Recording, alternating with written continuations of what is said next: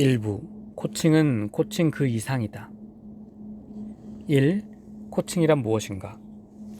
코칭은 과거의 잘못이 아닌 미래의 가능성에 초점을 맞춘다. 138개국의 회원을 가진 국제 코칭 연맹 ICF가 존재하지만 사람들은 옥스퍼드 사전에서 코치나 코칭이란 단어를 찾아봐도 코치가 대체 무슨 일을 하는 사람인지 알지 못할 것입니다. 거기에는 두 가지 정의가 있습니다. 첫 번째는 장거리 여행에 사용되는 버스, 철도 차량, 그리고 여행을 의미합니다. 두 번째는 스포츠 지도나 훈련, 개인 교습, 기타 가르치는 행위입니다. 첫 번째 정의가 이 책에서 말하는 코칭의 의미에 가깝다는 것을 알면 놀랄 것입니다. 코칭은 여행, 저니에 관한 것이지 교육이나 가르침과는 아무런 관계가 없습니다. 그것은 일을 해내기 위한 것이며 또한 일을 해내는 방식에 대한 것입니다. 코칭의 성과는 대체로 강력한 협력관계의 형성과 의사소통 방법 및 스타일의 사용을 통해 얻어집니다. 코칭받는 사람은 지식이 아닌 코칭에 의한 내면으로부터의 발견을 통해 현실을 파악하고 새로운 기술과 행동을 개발합니다. 물론 성과 향상이라는 목표가 중요하며 이 책은 최고의 성과를 얻고 유지하는 방법을 알려줄 것입니다. 이너게임. 현대 코칭의 탄생을 살펴보시죠. 티머시 골웨이는 40여 년 전에 간단하지만 포괄적인 코칭 방법을 보여준 최초의 코치였습니다. 하버드대 교육학자이자 테니스 전문가이기도 했던 그는 1974년 테니스의 이너게임이라는 책으로 도전장을 내민 이후 이너스키, 골프의 이너게임을 잇돌아 내놓았습니다. 이너라는 말은 선수의 심리적 상태를 가리키는 의미로 사용되는데요. 골웨이는 머릿속의 적이 네트 저편의 적보다 무섭다라고 표현했습니다. 코트에 서서 아무것도 할 수 없는 상황을 경험한 사람이라면 이 말을 이해할 것입니다. 골웨이는 코치가 성과를 내는데 방해가 되는 선수의 심리적 요소들을 제거하거나 줄이는 데 도움을 줄 수 있다면 코치로부터 별다른 기술 지원을 받지 않아도 예상치 못한 타고난 학습 능력과 경기 수행 능력이 발휘될 것이라고 주장했습니다.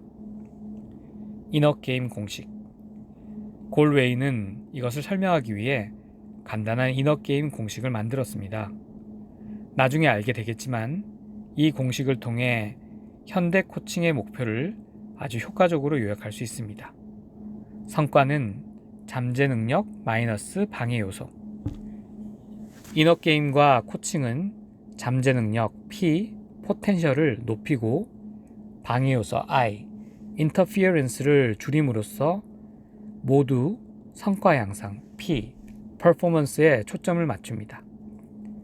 골웨이의 책들이 처음 출간되었을 때는 선수들은 열심히 탐독했지만 코치, 지도자, 스포츠 전문가들은 그의 생각을 받아들이기는커녕 믿으려고 하지도 않았죠.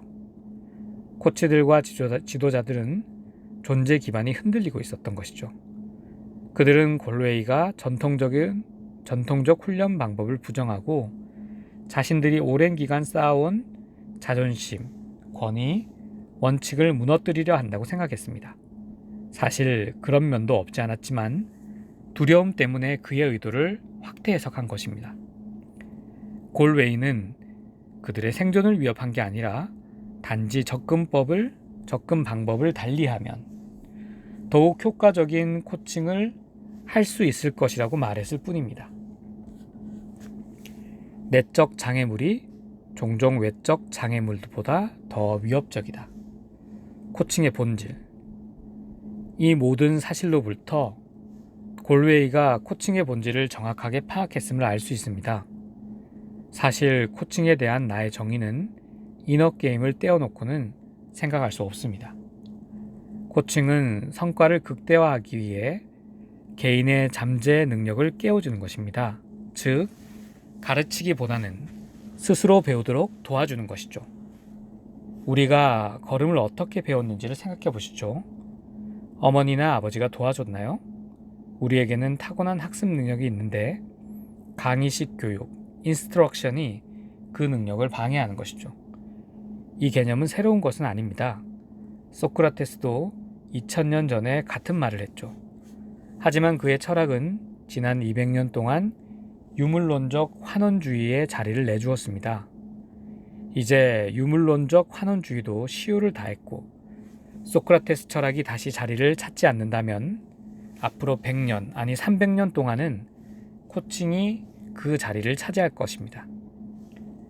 골웨이의 책들이 출판된 시기는 인간은 모든 것을 집어넣어 주어야 하는 빈 그릇에 불과하다 라고 보는 낡은 행동주의적 시각에서 벗어나 인간에 대해 낙관적인 심리학 모델이 나타난 시기와 우연하게 맞아떨어집니다. 새로운 모델에 따르면 인간은 거대한 떡갈나무로 성장할 잠재력을 지닌 도토리와 같습니다. 뻗어나가기 위해서는 영양분, 격려, 빛이 필요하지만 그 전에 이미 떡갈나무로 성장할 유전자를 가지고 있는 것입니다.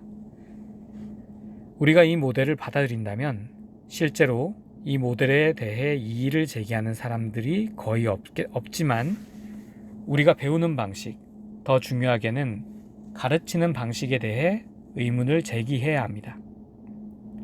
불행하게도 습관은 쉽게 사라지지 않고 낡은 방법들은 끈질기게 존속됩니다.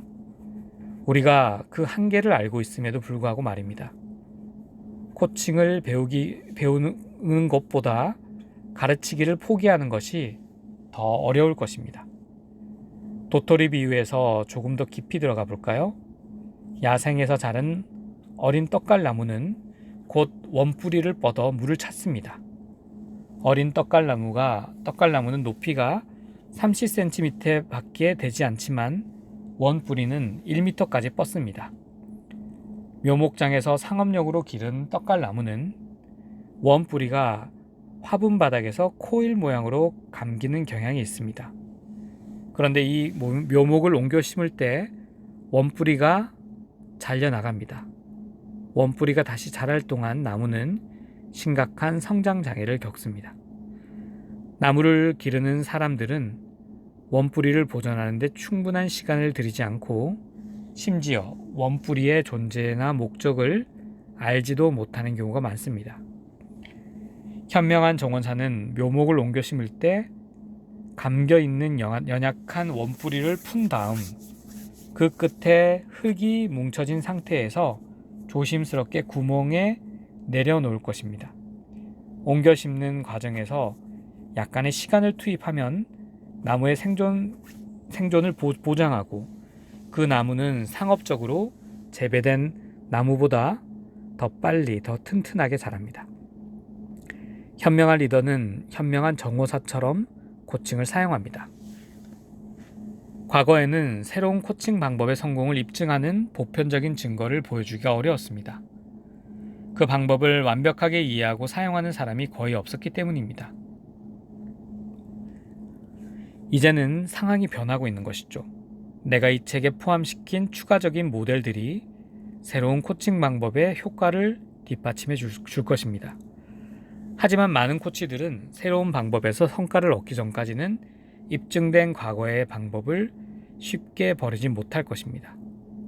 최근에는 사회적 진보나 필요에 따라 직원의 참여가 성과에 영향을 미치는 것으로 입증됨으로써 직원의 참여를 돕는 모든 코칭, 즉 협력, 의미 있는 목표의 설정, 업무 위임, 장소 부여 같은 행동들이 비즈니스 용어로 자리를 잡았으며 실제로도 나타나고 있습니다.